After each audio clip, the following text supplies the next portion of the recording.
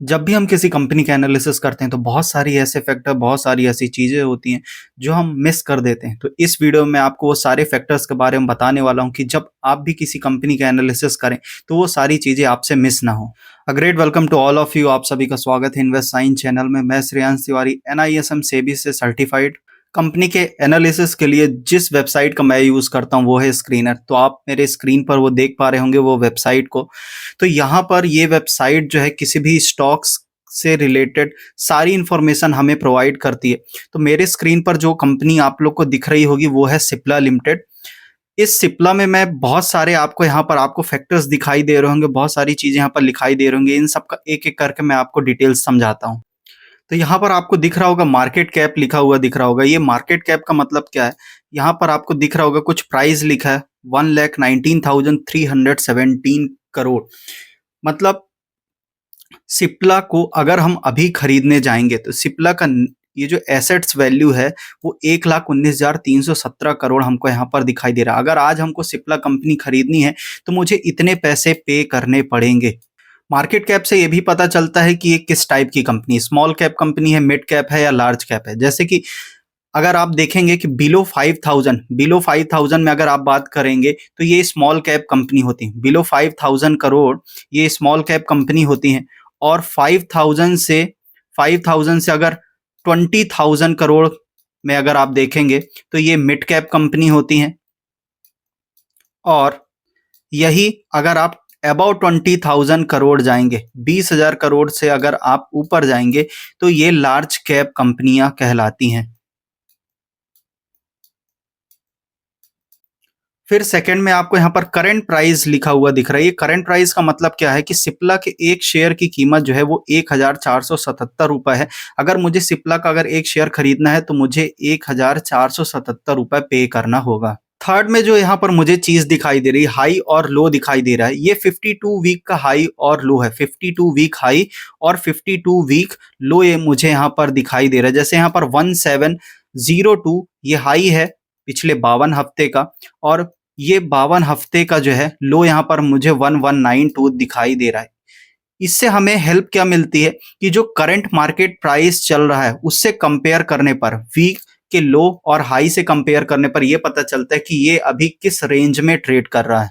फिर यहाँ पर फोर्थ नंबर में हमको दिखाई दे रहा है पी रेशियो दिखाई दे रहा है। पी रेशियो को निकालने का एक तरीका है, अगर आप स्टॉक प्राइस से आप ईपीएस को अगर डिवाइड कर देते, EPS means earning per share, EPS means earning per share से अगर आप डिवाइड कर देते हैं तो आपको जो है किसी भी स्टॉक्स का पी रेशियो पता चल जाएगा। ये भी एक वैल्यूएशन मैट्रिक्स है।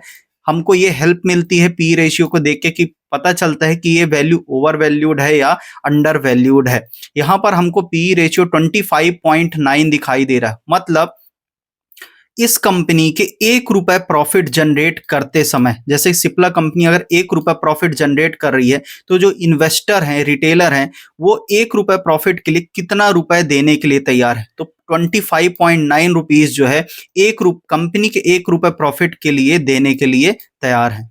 पी रेशियो 20 के जितना नियर रहता है उतना ज्यादा ठीक रहता है। 20 के अगर बहुत ऊपर जाता है तो कंपनी ओवर वैल्यूड कहला जाती है, और 10 के बहुत नीचे आ जाती है तो अंडर वैल्यूड कहलाती है। और बहुत सारे ऐसे वैल्यूएशन मैट्रिक्स होते हैं जो पी को कैलकुलेट करते हैं और ये बताते हैं कि कंपनी किस तरीके से अभी परफॉर्म कर रही है। फिर हमें यहाँ पर फिफ्थ नंबर पर दिखाई दे रहा होगा बुक वैल्यू दिखाई दे रहा है। 351 रुपए यहाँ पर बुक वैल्यू दिखाई दे रही है। जो बुक वैल्यू होती है ये भी किसी भी कंपनी को इवेल्युएट करने में बहुत हमारी हेल्प करती है। तो बुक वैल्यू निकालने का जो एक फॉर्मूला होता है वो क्या है? बुक वैल्यू निकालने का फॉर्मूला, इसका फॉर्मूला है एसेट्स। एसेट्स में जब आप किसी भी कंपनी, उसी कंपनी की आप लाइबिलिटी को माइनस कर देते हैं तो यहाँ पर हमको पता चल जाता है बुक वैल्यू।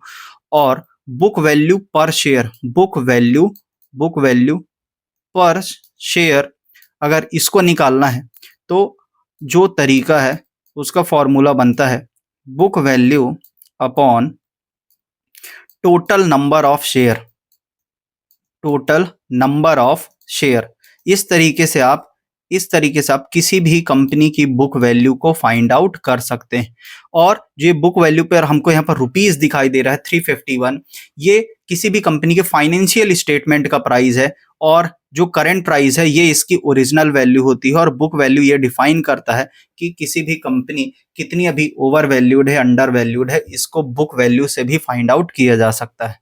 6 नंबर में आपको यहाँ पर डिविडेंड यील्ड दिख रहा होगा। इस डिविडेंड यील्ड का मतलब ये है कि ये पर ईयर आपको आपके जितने भी आपके शेयर हैं उसका कितना परसेंट आपको डिविडेंड यील्ड जनरेट करके दे रहा है। मान लीजिए कि आप यहाँ पर 1477 का एक शेयर खरीद लेते हैं, तो इसका आप 0.88% जब निकालेंगे तो उतना कंपनी आपको बोनस के तौर पे 1 ईयर में आपको प्रोवाइड कराएगी। फिर यहाँ पर आपको एक चीज दिखाई दे रही होगी, आरओसी। ये आरओसी क्या है? ये किसी भी कंपनी को एनालिसिस करते समय आरओसी बहुत इंपॉर्टेंट फैक्टर होता है।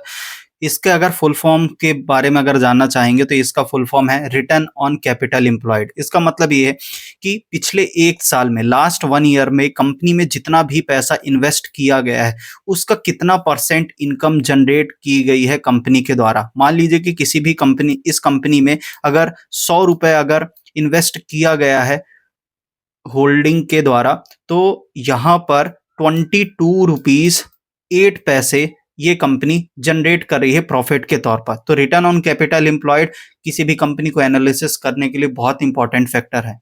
और किसी भी कंपनी का अगर आरओसी अगर 20% कंटिन्यू 1 ईयर, लास्ट 3 ईयर और 5 ईयर अगर ऐसा कंसिस्टेंटली अगर जनरेट हो रहा है अबाउट 20%, तो वो कंपनी बहुत ही स्ट्रांग है और अपने बिजनेस में, अपने सेक्टर में बहुत ही लीडिंग है। फिर यहाँ पर आपको 8 नंबर में दिखाई दे रहा होगा आरओई। आरओई क्या है? Return on equity. ये हमें ये बताता है कि कंपनी में शेयर होल्डर्स का जितना भी पैसा लगा हुआ है, शेयर होल्डर्स का जितना भी पैसा लगा हुआ है वो 1 साल में कितना परसेंट जनरेट कर रही है कंपनी। 16.8% यहाँ पर लिखा है। तो कंपनी 1 साल में जितने भी शेयर होल्डर्स का पैसा लगा उनका 16.8% कंपनी जनरेट कर रही है। और किसी भी कंपनी के एनालिसिस के लिए, इवैल्यूएशन के लिए आपको आरओसी और आरओई ये देखना ही देखना है, और ये बहुत इंपॉर्टेंट फैक्टर रहने वाले हैं। फिर यहाँ पर आपको 9 नंबर में फेस वैल्यू आपको दिखाई दे रहा होगा, जो कि सिप्ला का फेस वैल्यू 2 रुपए आपको यहाँ पर दिख रहा है। फेस वैल्यू और करंट प्राइस दोनों सेम नहीं होती हैं, यहाँ पर आपको कंफ्यूज नहीं होना। फेस वैल्यू किसी भी कंपनी की वैल्यूएशन को नहीं बताता है, ये शेयर सर्टिफिकेट का प्राइस है और ये इंटरनल फैक्टर है। कंपनी जब अपने एनालिसिस करती है तब फेस वैल्यू का यूज करती है। और फेस वैल्यू का एक बहुत इंपॉर्टेंट यूज ये है कि जब कंपनी डिविडेंड यील्ड प्रोवाइड करती है अपने शेयर होल्डर्स को तब फेस वैल्यू का यूज होता है। फिर यहाँ पर आपको 10 नंबर में डेप्ट दिखाई दे रहा होगा। डेप्ट मतलब कंपनी के ऊपर कितना कर्ज अभी राइट नाउ, अभी इस समय कंपनी के ऊपर कितना कर्ज है। तो अभी जो हम सिप्ला के ऊपर देख पा रहे हैं कि 461 करोड़ का कंपनी के ऊपर कर्ज अभी भी बना हुआ है। तो हमको ये देखना है कि किसी भी कंपनी पर इन्वेस्ट करते समय अगर हम लॉन्ग टर्म के लिए 3 साल या 5 साल के लिए अगर हम किसी कंपनी पर इन्वेस्ट कर रहे हैं तो हमको ये देखना है कि डेप्ट जितना कम से कम होगा कंपनी उतना ही ज्यादा फ्यूचर में ग्रोथ करने के लिए कैपेबल रहेगी।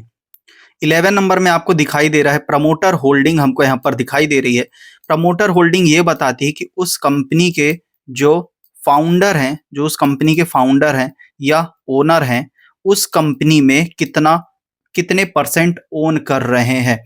तो किसी भी कंपनी को ये जानने के लिए कि वो फाइनेंशियली कितनी स्ट्रांग है तो वहां पर आपको प्रमोटर होल्डिंग भी देखना बहुत जरूरी है। प्रमोटर होल्डिंग जितनी ज्यादा से ज्यादा परसेंट में होगी हमको ये चीज पता चलेगा कि वहां के जो फाउंडर हैं, ओनर हैं, वो कंपनी को रन कराने के लिए कितने ज्यादा इंटरेस्टेड है। अगर यहाँ पर प्रमोटर होल्डिंग अगर बहुत कम हो जाती है, 10%, 15%, 20% तक आ जाती है, तो इससे ये पता चलता है कि जो उसके ओनर हैं, फाउंडर हैं, उस कंपनी को चलाने के लिए उतने ज्यादा इंटरेस्टेड नहीं है और फ्यूचर में फिर इसकी ग्रोथ घट जाएगी। तो हमको प्रमोटर होल्डिंग जितनी ज्यादा से ज्यादा किसी कंपनी में दिखती है वो हमको पता चलता है कि वो लॉन्ग टर्म के लिए बहुत ही अच्छी रहने वाली है। और प्रमोटर होल्डिंग अगर समय के साथ इंक्रीज हो रही, बढ़ रही है, इसका मतलब ये है कि प्रमोटर्स को खुद भी ये कॉन्फिडेंट है कि उनकी कंपनी फ्यूचर में ग्रोथ करने वाली है और इस रीजन से वो अपनी होल्डिंग्स को टाइम टू टाइम इंक्रीज करते जाते हैं।